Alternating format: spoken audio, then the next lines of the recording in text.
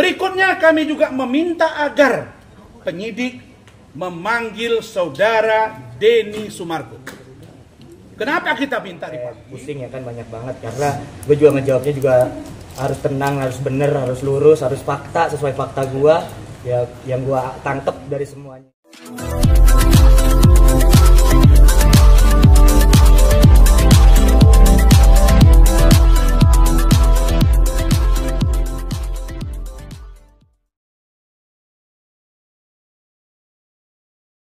Baik, Oke, Fadel, boleh Fadel. Satu poin.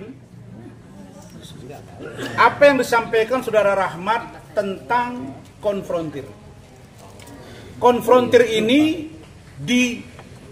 dijelaskan oleh pihak kuasa hukum NM yang mengatakan jangan pernah bermimpi, tidak ada yang namanya konfrontir, tidak ada yang namanya mediasi. Emang kau siapa? Kau bukan penyidik. Yang namanya restoratif justice itu sudah ada edaran dari Bapak Kapolri. Bukan IT saja, tapi pidana-pidana seperti ini juga boleh dilakukan. Yang kedua, kami juga meminta, kenapa dilakukan konfrontir? Bukan head to head antara Loli dengan Fadel, bukan. Didampingi oleh KPAI, kemudian penyidik PPA, didampingi para lawyernya, dan mereka silakan dicek di situ siapa yang berbohong, siapa yang tidak. Untuk apa?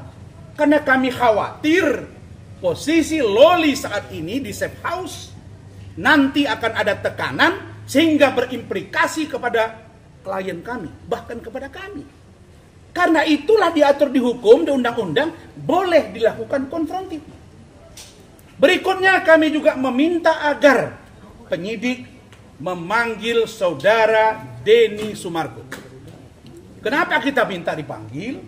Karena Denny Sumargo mengundang di podcastnya saudara NM.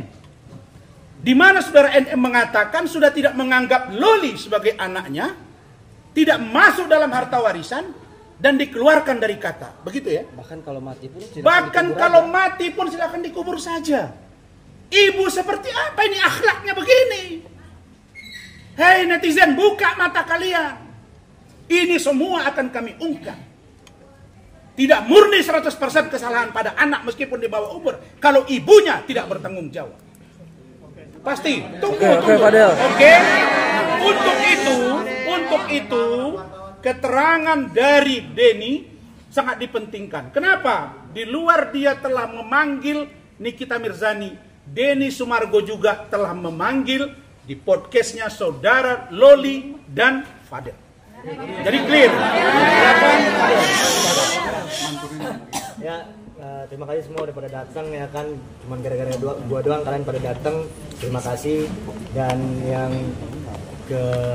keduanya yang gue mau omongin ke kalian semuanya, terima kasih juga buat polisi, kepolisian yang udah nanyain gue, dan alhamdulillah gue ngejawab lurus semua, lancar semua. Gila, gue grogi nih, banyak banget, gila kalian pada ngerekam gue begini. Gue baru pertama kali gue seperti ini, sebanyak ini. Jadi mungkin gue nggak bisa jawab pertanyaan kalian semuanya karena gue udah jawab semua di depan penyidik. Mungkin gue bakal kasih hiburan aja buat kalian yang udah nunggu lama yang gue kasih hiburan aja. Dan siap dipanggil kapanpun untuk pemeriksaan lebih lanjut. Betul. Nervous nggak Fadel ketika berhadapan dengan penyidik? Apa? Nervous Enggak. Tapi padahal seberapa optimis sih, tadi kan senyum terus pada saat datang, kemudian sekarang juga seberapa yakin kamu akan lolos dari laporan Nikita Mirzani? Yakin itu karena ya ini semua fitnah kan, jadi gue yakin. Fadel, ini kan tadi penyidik menyiapkan pertanyaan 20 ya, dan kemudian 33. Mereka mengungkapkan menyiapkan 20 dan kemudian berkembang menjadi 30. Dari Ibu Humas kan? Lanjut. Nah, lalu kemudian sebetulnya poin-poin apa sih yang didalami lebih lanjut sama penyidik? Ya, mungkin itu udah gue jawab semua tadi di atas ya. Tadi juga udah disampaikan juga sama Bang Rahmat. Mungkin gua nggak bisa jawab semuanya, mohon maaf. Intinya aja deh. Intinya. Garis besarnya aja Del. Cukup. Satu dua pertanyaan. Saya tidak mau klien kami salah ngomong. Oke, cukup ya. Enggak. Kalau klien kami dipaksa berbicara dan kita bukan konsumsi penyidik, itu berbeda. Jadi kita tidak tanya lagi itu. Oke, cukup ya.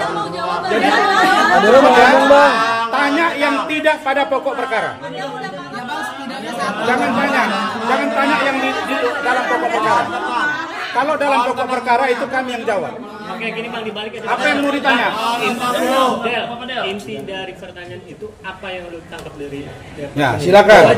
Kalau yang gua tangkap ya banyak ya kan, banyak banget itu semuanya. Gua aja nih sampai pusing ya kan, banyak banget karena gua juga ngejawabnya juga harus tenang, harus bener, harus lurus, harus fakta sesuai fakta gua. Ya, yang gua tangkap dari semuanya itu yang dituduhkan dari mereka yaitu fitnah semua. Gitu aja. Apa aja mungkin yang menurut fitnah apa aja? Udah. Bang, wawancara lebih lanjut soal boleh nggak Bang? Oke, silakan Den. Bahwa ada kejadian di April di Juli itu apa yang terjadi Kak Del? Apa? April kami ada yang terjadi pada April, Juli sama Juli.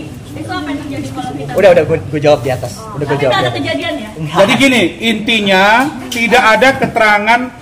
Kita stop dulu ya, lanjut lagi nggak ada gitu. Jadi sudah selesai, kami tunggu panggilan. Tapi Fadel alasan. Fadel akan menjalani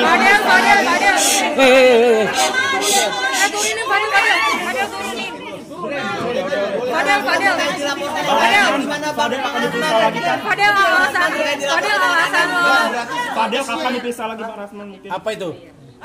Satu tadi yang dilaporin gimana maksudnya? Kapan akan diperiksa lagi? Tentang bukan saya sendiri, tim hukum. Kalau saya nggak salah dengar begitu ya. Dan kawan-kawan, kami ini dia juga si Fahmi itu pengacara. Kalaulah kita juru bicara klien di depan kita, apalagi udah ngaku disuruh kita untuk menyampaikan untuk kebaikan dan untuk menjadi hak jawab bagi dia, karena si NM tuh bilang bahwa anaknya hamil, terus katanya ada si tukang semir dan lain-lain, maka kami menjawab. Nah terus kalau ada laporan ya silakan, tapi Anda kan harus tahu kalau sempat lawyer dipersoalkan terus, ya sudah bubar negara ini. Cukup ya. Apalagi panggilannya diperiksa kapan lagi Bang? Untuk lebih lanjut gimana Bang? Diperiksa kapan lagi? Apa? Diperiksanya kapan lagi Bang? Mungkin dipanggilnya kapan lagi Bang? Panggilannya tadi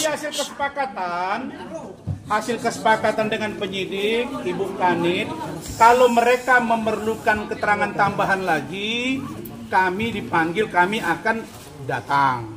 Mudah-mudahan sehat. Kalau ternyata nanti mereka merasa cukup, lalu mereka gelar, monggo kita lihat. Yang pasti jangan ada pemaksaan kehendak di negara ini. Cukup.